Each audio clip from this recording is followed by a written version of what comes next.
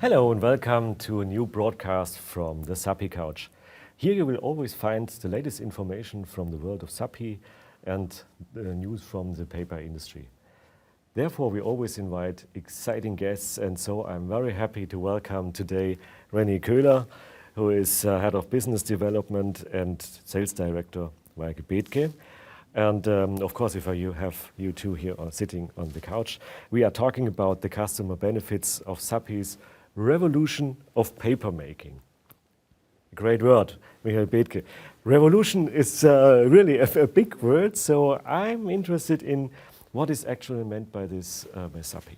Yeah, so indeed, so revolution, what you see in writing is, you see it more clearly, you say it's a revolution, but it's also evolution at the same time. So when you look back 20, 30 years, so we use a lot of paper-based material for our packaging.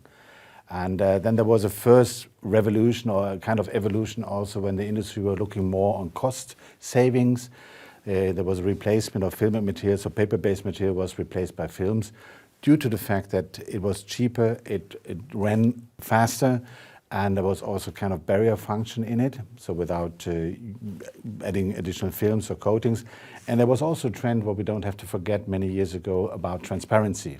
So you could see the goods inside, like for instance, which could be only achieved with glassines, but was not as good as this one. And so there was a kind of development, so a plastic-based material. So, but there is also a lot of still today, a lot of compound materials, so laminates, where you have a specialty paper, probably from our side, with an excellent coating for printability, where you then laminate this to a film, which provides you then the barrier. And if you have a high barrier requirements, then you laminate it then, for instance, with the aluminum foil, and put also some other polymeric coating on top of that. And that's also a subject what we're discussing right now, because that's multiple complex products which are not easy to recycle, basically not able to be recycled. So the world is now looking for monosubstrates, and that's our subject, that's what we're talking about now. So replacing constructions, laminated products with monosubstrates. And was Sappi always involved in these several steps ahead? Or Yes, absolutely. So we are known as one of the leading suppliers, or actually the worldwide leading supplier for coated one-side papers, which are primarily used because when you have the filmic-based material, when you have mono materials, so like confectionery, but when you have a higher barrier requirements, then you have laminates. And then laminates are then coated with the filmic materials or extrusion coated with polymers, or even if you want to have a very high barrier, you need to put aluminium film or polymers and a paper together. Our specialty papers provided excellent printability, and so on other functions also give you the right touch for that. And so we are definitely leading in this industry, and we provide different solutions for that. When you see also other solutions, as film can be very thin and provide also some barrier functions, you need to support also the film to give stiffness and functionality or convertibility to the film. So then we have also a range of laminating tissue, which is an uncoated paper, which gives actually a film also the strength to be used in different converting machines. You have talked about the printability. Are the expectations today, are they higher than they were before? Is that the next level of expectations concerning printability? Yeah, I think that there was an evolution also the last 20 years or so. There was the demand for better printability was increasing further. And when you look at our papers, what we are known for excellent printability, especially in rotogravure, when it comes to high-performing material and packaging with an excellent print image. And so that's one of our expertise, what we have as well. Yeah. So thank you for describing this, the revolution. Yeah, so the revolution is then the next step, because you see that, and then it's why René is also sitting here, the next step is then going away from the laminated structure, because that's one of the most important things when you put barrier into a paper. That's what the customers are, or especially brand owners are asking for. Are there currently any examples of manufacturers, brand owners, converters? There are a lot of examples. Okay. So I think René is this who can give even more examples. But you see, even a beer bottle, to mention that one, they're talking about a fiber-based, paper-based beer bottle. But you see already in the market a lot of applications also based on our materials. We have, for instance, confectionery or bars which are used with a monosubstrate, with a paper-based material, with a functional coating which provides the barrier. So it sounds like a big challenge, such a revolution that Michael described right now. So it seems to be a big challenge for Sappi's business development, which is your domain, René Koehler. But what does it mean for paper packaging? Can you tell us something about that? Yeah, indeed. I think, first of all, we need to understand that packaging has a certain kind of, let's say, value in protecting the goods. I think the worst case scenario would be that we have to have more food waste. Nobody wants that. So protection of the good is something which is not negotiable for brand owners. The question which comes up is, what can we do in the future? Because incumbent materials are based on plastic, aluminium, as Michael mentioned.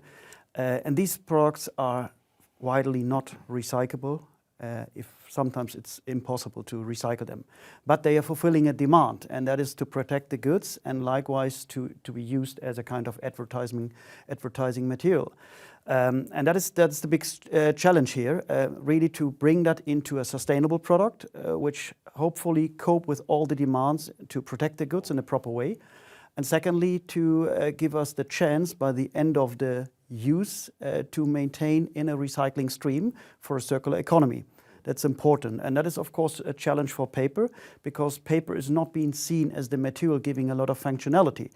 So our task here is really to try to identify new ways to substitute films and foils by dispersions. That's our way to bring in the functionality and give the brand owner the chance not to sacrifice on either machinability nor on the packaging shelf life, which is in place today. What would you say is a realistic timeline for that? Is it something we are talking about within the next 50 years or 30 years? Or what do you think, when are these materials more recyclable than today? And when do we have some multi-materials which are functional papers? What do you think, when will they be recyclable or even sustainable? Yeah, I mean, we have already started this journey 5 years ago, and we have already the first proven records on things which can happen, but it's a journey. So we will for sure not fulfill all the demands coming from the market, but we're working on that constantly. We try to develop different things, and we can say that we are actually probably a bit in the lead to drive this agenda globally. And we will further invest in these different technologies to make that happen and to give customers something on hand which they can work with. So we are actually middle of the journey. That's what we can state for the time being. Yeah, maybe I can add on this, because it sounds, so we're starting, as René said, a couple of years ago already, and established also a special department for that and really focusing on the development. What is also very important, you need to have also the people together, and so meaning the brand owner, you need to have the strategic alliances. And what is also very important, that you are aligned also with the converting industry, so meaning that you have also machine suppliers, because paper-based material runs differently than films, and that's also where we have also the alliance with producers of the machinery for packaging. So there's a real cooperation with converters and brand owners, would you say, or is it something that is developed at Sappi and then there comes a rollout and then you are talking to converters, or is it a real cooperation? Do you say we need our clients also and our customers for even a better development? Yeah, there are two ways. On one side is with the brand owner, and then you need to have also support of the machine supplier to adjust the machines. I think René can give you some more details on that. On the other side is also a strong collaboration what we have with the converters, which are supplying today also to the same industry, and they're also trying to upgrade their material and use our paper-based material for that. What is obvious to complement that, it's obvious that incumbent machines should be used in the future as well. So it's not the aim to change the substrate and then to change as well the whole hardware at the brand owner. So our prerequisites is definitely to work on the existing lines to make it happen that the paper can run equally to plastic materials nowadays. And that is it's one of the challenges. But I think there are a lot of challenges in front of us, but we have one benefit which we see, and that is the recycling stream for paper is established, whereof for all these laminates there is no recycling capability, and even if it would be possible, sorting, sampling and recycling is nothing which we will see probably in the next couple of years. So we need to make use of this benefit, and we see a very high perception for paper in the market from brand owners, from consumers, and this is a little bit the driver for us as well to work further on that. Because if I think on my friends or my colleagues or so on, they are always talking about, do you think it's possible to have a substitute for these plastic foil things on my meat and my cakes and everything and so? And then I can always say, Sappi is working on that, on such a functional paper that works, because I really think, as you said, the customers really they see the needs for it. They see why it's better to better use of functional papers as a packaging.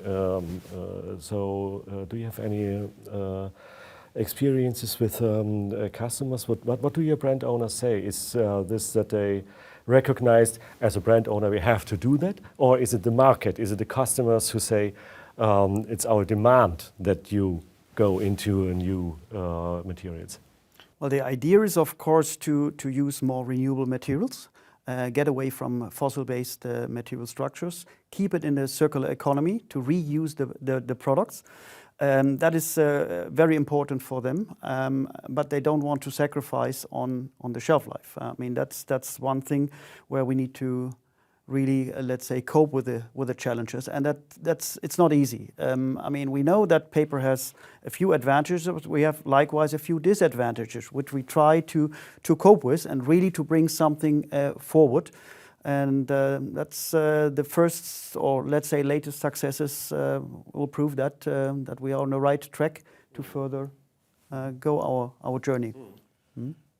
Yeah, maybe to add on this one. So we're also talking about the coating technologies and additional features, or adding more functionality to our paper.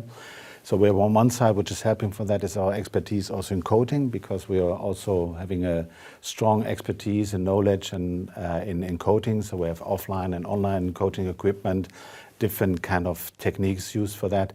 But on the other side is also that our pulp know-how is also very wide, because we have our own pulp mills, and we are also buying a lot of market pulp for different kind of applications for the different things what we produce.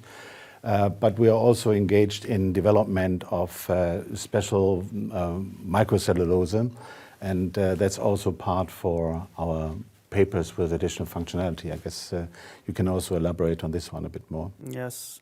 It's one of the building blocks for us in order to create a different kind of protection against the goods. One idea is, of course, to reduce the amount of polymers or let's say, recyclable material to a minimum. And our own investigation and investment in our nanocellulose plant will definitely help us here to bring in one very strong component which we can add to the paper, and probably to substitute other materials by that, and creates a kind of uniqueness to this product. So as more fiber, as better for the whole environment and for the recycling process, and that is the main goal. Because that's not negotiable. They want to have recyclable packaging today. So in regard to the functional paper, you were talking about both about the importance of recyclability and how far you are right now in the recycling rate that is achievable for you. And would you say that this circular economy is challenging, but it's necessary within the next years? We have to step further there in this circular thinking also? Yeah. I mean, it's interesting asking this question. When we start 5 years ago, recycling was a kind of add-on. Yeah? People said it would be great if we could have a paper packaging which could substitute plastic, aluminium. And by the way, if it would be recyclable, even better. It's a fantastic add-on. Nowadays, it changes. And it is the behavior, the perception of brand owners, consumers to say, no, this is a must. We need to make sure that we can create something in a round loop, try to avoid using new fossil materials. And there's one thing which is important as well. Is we have all these pictures in mind. We are polluting the landscape, seas, rivers, and so on.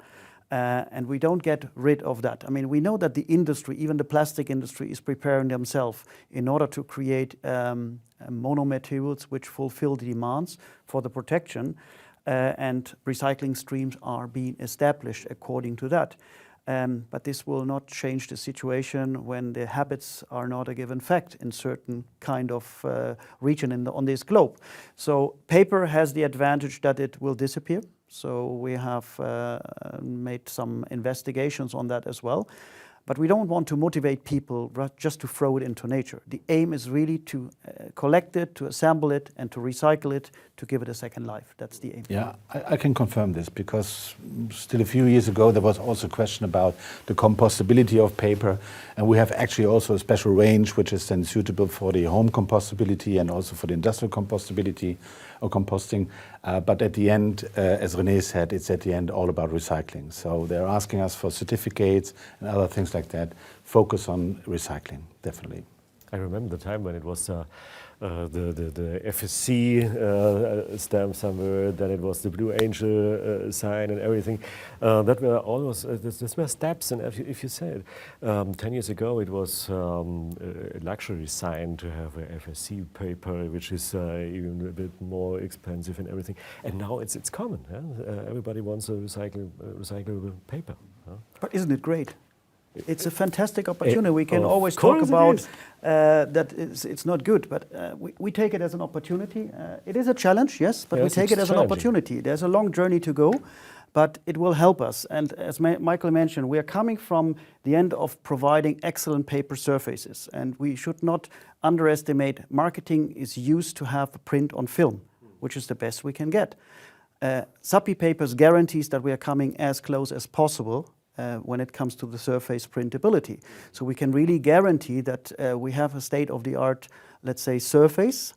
What we are bringing in right now are the missing characteristics of a paper to combine and offer a full solution to it. And that's important, yes. I remember it was a problem in the first years. The first recyclable papers or recycling papers with 60% recycled fiber. So if you tried to have a nice printing on that, it was very hard. It was not a real nice printing. It was not nice. Even if you tried to print a photo or so, yeah, it was very hard. So is it for you in the sales? Isn't it much easier now to sell such a recyclable paper today? Of course, it's very easy, life in sales, not really. And but we have to say that recycling is when it comes to functionality and also to specialty papers. Usually, you do not use recycled fiber as a base, because there's so many requirements also in terms of strength of the paper, and then also odor and smell is very important also for food applications. So we are still using virgin fibers, and as I said earlier, we are working with our own pulp and other things. What is probably what I would like to add on also what René said is we're standing also in front, or we're starting in a journey which is with probably some disruptive changes in the market, because we touched it earlier. So we have laminates today in the market, also laminate, for instance, with a paper from us, a barrier, a laminating tissue where there's an aluminium foil and probably a film on it or a coating. This is not a monosubstrate. That's different material, and that's going to be replaced by monosubstrates. Could be at the end a film, that's also possible, and also, as René said, the filmic industry is working on that, but it could be also a paper-based solution. When you look into our portfolio, there's so many products which are put together with a film or with an aluminium foil or other things, or extrusion coated, for instance. There is, when you see that very consequently, there will be a change. So there will be some changes of certain products, and they will probably disappear in a few years from now. So what would you say the development will be arranged in 5 to 10 years? I cannot make a forecast for the pulp prices next year, so hard to answer this one.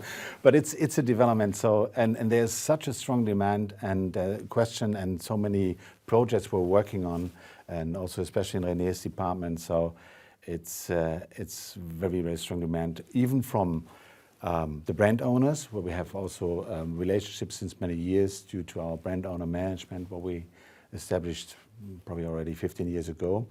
But at the same time also collaboration, strategic alliance with converters, because they're having also the same challenges as we have. René, last time we talked about Sappi's innovative strengths when your colleague Thomas Kratow was here with us. And what I'm interested in is, what would you say? How is Sappi preparing for all these new challenges that we were talking about? Do you feel very well prepared for the next years? And would you say it's not only challenging, it's realistic? We have clear goals, we have sustainability goals, we have new products which we try to launch within the next years. Barrier papers, functional papers, monomaterials. There are a lot of things going on outside. Do you feel prepared very well yourself and Sappi? Actually, we started to this journey quite a while ago, and we know that we are by far not reaching the end. It requires resources. Sappi was committed to walk that path, to invest more into how we call it packaging. And this has been supported by the management, and we will get the adequate technologies to make that happen, because we are coming from a different end, and this is not possible just to change that into one direction. On the other hand, we need to say we have different skills which are needed to make that. And one important thing is as well to bring this information as well towards our clients. So we give a lot of advices and information towards our customers, but likewise the converting industry, because paper is not completely new. It's a kind of revival. If we look back 10 years ago, 15 years ago, a lot of, for instance, ice cream was based on paper. If I tell that to young people nowadays, they said, "Oh, I know, that was always plastic." No, sorry, the elder Peter knows that, and we see a little bit a kind of revival. What we receive very often from consumers is as well the change when it comes to the optic and haptic. It's completely different than with plastic, and that should not be underestimated. So I think, yes, we feel ourselves being well prepared for it, and we take the challenge to take the entrepreneurial spirit of the company and have dedicated teams working on that towards the right direction, and really to be ahead of competition. And do you feel a strength also because of your cooperations with, let's say, strategic alliances you have with also the machinery industry, with the brand owners you already mentioned? And so is this something like, I always try to imagine, is it a Sappi family where all these cooperation partners give in their ideas, their innovations, their inputs, their demands? Is that what always strives Sappi ahead? Yeah, I think it's one of the answers could be that when you look at our portfolio and our experience, what we have in this industry with our specialty mills, we have such a broad background, and so we're producing glassine papers. When we look many years back, we were producing the glassine paper which were used for confectionery packaging, which is nowadays BOPP, or polypropylene films. And so we have the experience from the converting part. We're also in label business and so many other industries, so we had such a broad experience also.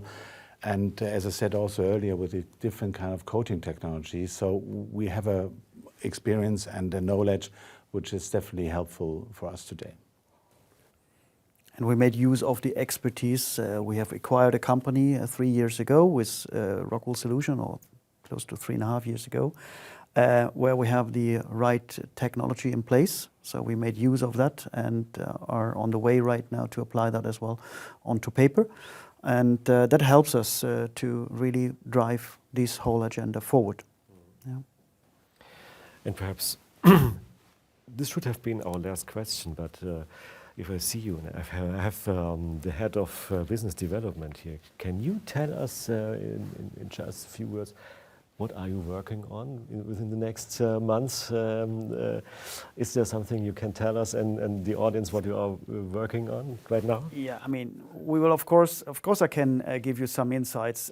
We need to respect, of course, the confidentialities we have. But in principle, the work is very much project-based.